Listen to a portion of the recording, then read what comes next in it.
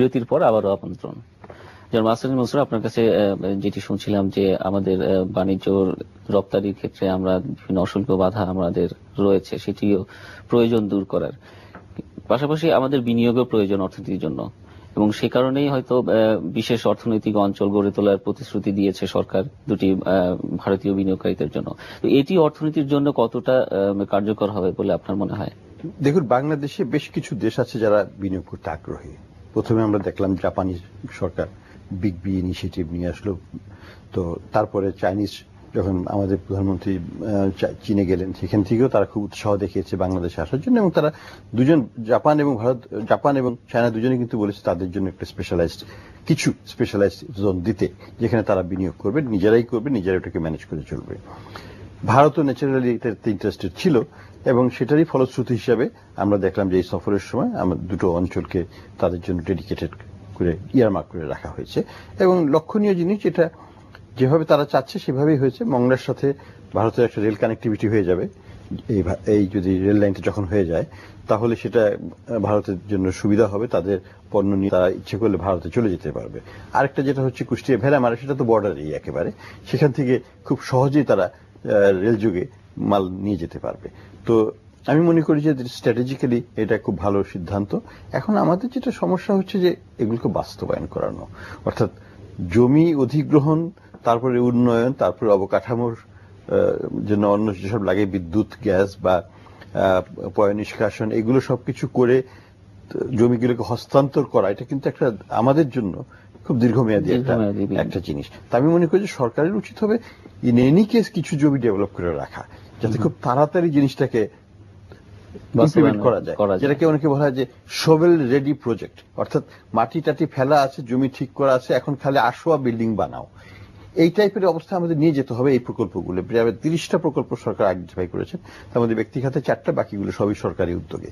তো এইগুলো যদি 26টা প্রকল্পকে, 26টা না হোক অন্তত 15টাকেও যদি জমি ঠিকঠাক করে রেডি করে ফেলতে পারে সরকার, তাহলে কিন্তু আমরা বিদেশিদেরকে এখানে আনতে সক্ষম হব বলে আশা করি।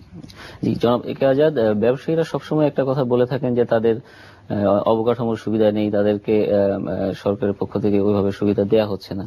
তো এই যে অর্থনৈতিক অঞ্চল গড়ে তোলা হলো ভারতীয় বিনিয়োগকারীদের জন্য, তো আপনাদের দেশীয় বিনিয়োগকারীরা কি তাহলে কি কোনো একটু বঞ্চিত হবে কি না, কিংবা আপনারা এর থেকে উপকৃত হবেন কিনা এই বিনিয়োগের কারণে? দেখুন, আমাদের প্রচুর বিদেশি বিনিয়োগ দরকার। মধ্য আয়ের এক দেশে যেতে হলে আমাদের বিনিয়োগ অবশ্যই 28 থেকে 30 বিলিয়ন ডলার বিনিয়োগ দরকার বিদেশি।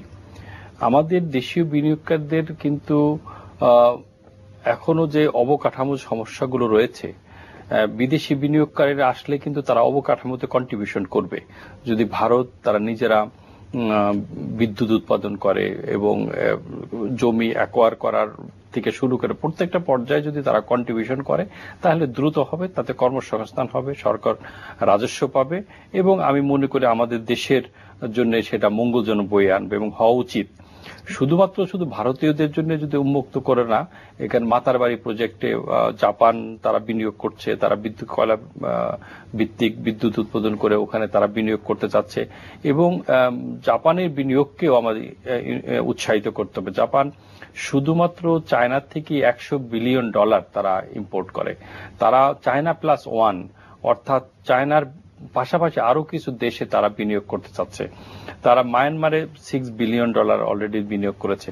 আমাদের দেশে তাদেরকে যদি আকৃষ্ট করা যায়, তাহলে আমি মনে করি ভারতের পাশাপাশি কোরিয়ানরা কিছু বিনিয়োগ করেছে, তারাও আসবে। প্রচুর সম্ভাবনা আছে, কিন্তু বাংলাদেশের বিনিয়োগকারীরাও এতে উৎসাহিত হবে। আমাদের তখন হবে কি, আমাদের দরকার হচ্ছে দুইটা জিনিস, বিদ্যুৎ, গ্যাস এবং জমি।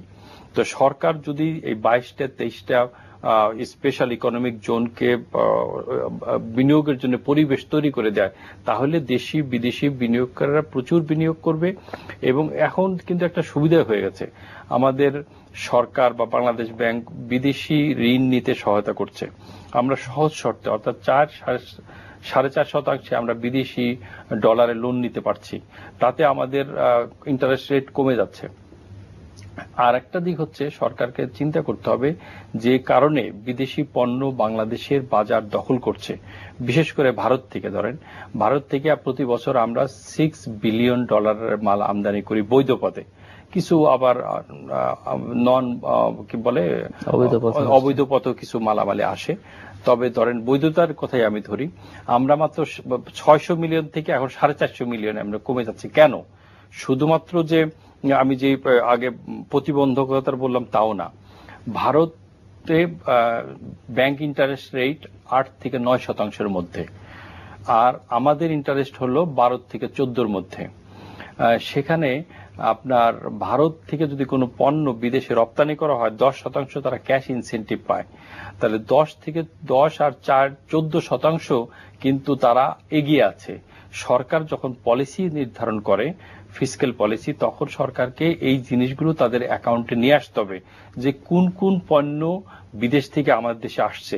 তাই এই পণ্য আমার দেশে উৎপাদন করতে হলে দেশীয় ইন্ডাস্ট্রিকে কোন কোন প্রোটেকশনটা আমার দেওয়া দরকার, কি কি সাবসিডি দেওয়া দরকার, দিলে আমি আমার এই $6 বিলিয়ন আর পণ্য আমাকে আনতে হবে না। পাশাপাশি চায়নার থেকেও কিন্তু আমরা এরকম $6 বিলিয়ন মতন আমদানি করি।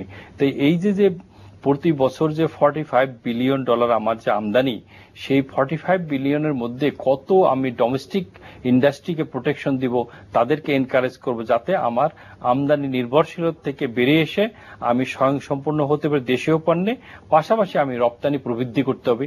এইটা ফিসক্যাল পলিসিতে আমরা এবার সরকারকে সাজেশন দিয়েছি। আমাদের মনে হয় সরকার যদি আমাদের সাথে আলোচনা করে বাজেট প্রণয়ন করে তাহলে আমাদের ব্যবসায়িক পরিবেশ আর উন্নয়ন হবে। কিন্তু একটি বিষয় যে বিশেষ অর্থনৈতিক অঞ্চলের যে বিনিয়োগগুলো হবে, তো সেটি যদি আমরা ডোমেস্টিক ইন্ডাস্ট্রি তো আমরা তো মার খাবো না। কেন মার খাবো না? ওই সব পণ্য তো আমার বাইরের থেকে আসছেই, তখন আমার হবে কি দুটো লাভ হবে। আমার বিদেশ থেকে ইম্পোর্ট করতে হবে না, আমার কর্মসংস্থান হবে এবং আমার রাজস্ব বৃদ্ধি পাবে। তাহলে আমার কিন্তু দেশের জন্য যে কোনো বিনিয়োগ দেশের জন্য রপ্তানির জন্যই হোক আর আভ্যন্তরীণ মার্কেটের জন্য হোক সেটি অবশ্যই প্রয়োজন। জনাব একাজাদ, আমাদের একটি বিজ্ঞাপন বিরতিতে যেতে হচ্ছে, আমরা আবারও ফিরে আসবো আলোচনায়। দর্শক, অনুষ্ঠানের এ পর্যায়ে নিচ্ছি আরো একটা বিরতি, আমাদের সাথেই থাকুন।